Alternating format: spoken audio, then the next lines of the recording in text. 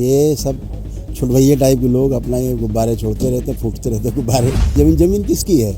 धरती माता किसकी ज़मीन है? किसकी ज़मीन हुई है? तो इस तरह का महाकुंभ ना तो पहले हुआ, कभी ना आगे होगा। हर वो व्यक्ति धन्य है जो इस महाकुंभ में भाग लेगा। ऐसी व्यवस्था कभी हुई नहीं, इतनी सुंदर व्यवस्था।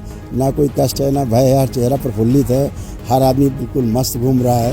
हम सभी धन्य हैं कि वो हम सबके मुख्यमंत्री भी हैं और सदा बने रहें। महाकुंभ में संतों का आना शुरू हो चुका है। संतों ने यहाँ पर आकर अब आध्यात्मिक जमावट शुरू कर दी है। तमाम जगहों से संत आ रहे हैं, देश विदेश से भी लोग आ रहे हैं। कानपुर से भी करौली महाराज जी भी यहाँ आ गए हैं और कोशिश यही है संतों की कि यहाँ से अध्यात्म निकलकर पूरी दुनिया में जाए और भारत का नाम बड़े स्तर पर फैलाने की कोशिश है। लेकिन संत जब यहाँ आते हैं तो उनको यह भी सुनाई देता है कि ये ज़मीन वक्फ बोर्ड की है, यहाँ पर संत का आना उचित नहीं था, ये ज़मीनें भी विवादित हैं। तो क्या इन सब बातों को देखकर ये नहीं लगता कि अपना भारत सनातन को छोड़कर दूसरी दिशा में जाता दिख रहा है? नहीं, वो बहुत छोटी बातें, वो अच्छी बातें हैं। इस महाकुंभ पर इन सब बातों का कोई प्रभाव नहीं पड़ता। ये सब बातों का कोई असर नहीं है। ये सब छुटभैया टाइप के लोग अपना ये गुब्बारे छोड़ते रहते, फूटते रहते गुब्बारे, और लोग उसका आनंद लेते रहते। उस पर हम लोगों को नहीं जाना। हम लोगों का सारा ध्यान अपना केंद्रित करना है। ये जो महाव्यवस्था है इस महाकुंभ में, उसका पूरा आनंद लेना है।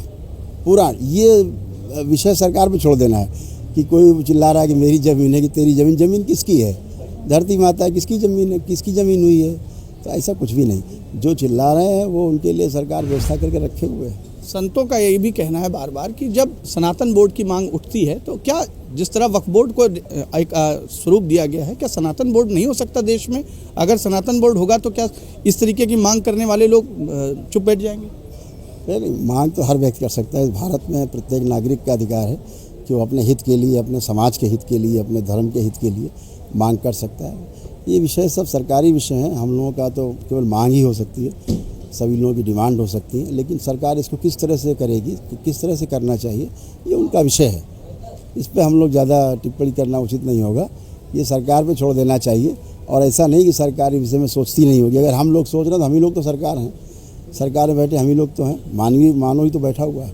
एक मानव के लिए, एक मानवीय व्यवस्था के लिए अगर कोई व्यवस्था बनाएगा तो मानव बनाएगा। सरकार बैठे हुए लोग मानव ही हैं, तो ज़रूर इस दिशा में कुछ ना कुछ तो सोच ही रहे होंगे।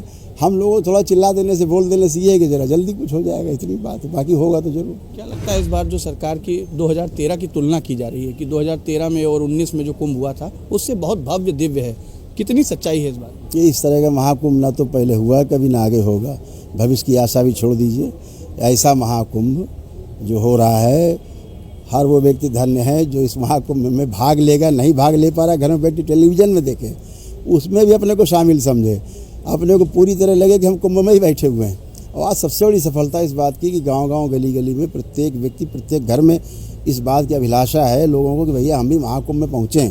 क्योंकि यहाँ की जो दिव्यता, भव्यता है, हम लोग देख ही रहे हैं, रोमांचित हैं हम लोग हर तरह से देख करके। ऐसी व्यवस्था कभी हुई नहीं, इतनी सुंदर व्यवस्था।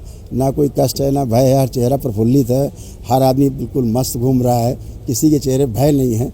तो इससे अच्छा और सफलता क्या हो सकती है? अपना खाली घड़ा लेकर के हम आएँ, यहाँ से सुख समृद्धि विचारों की भर के ले जाएं, अपने में फैलाएं, परिवार में, समाज में फैलाएं और इसको आगे अगले कुंभ तक फैलाते ही रहें।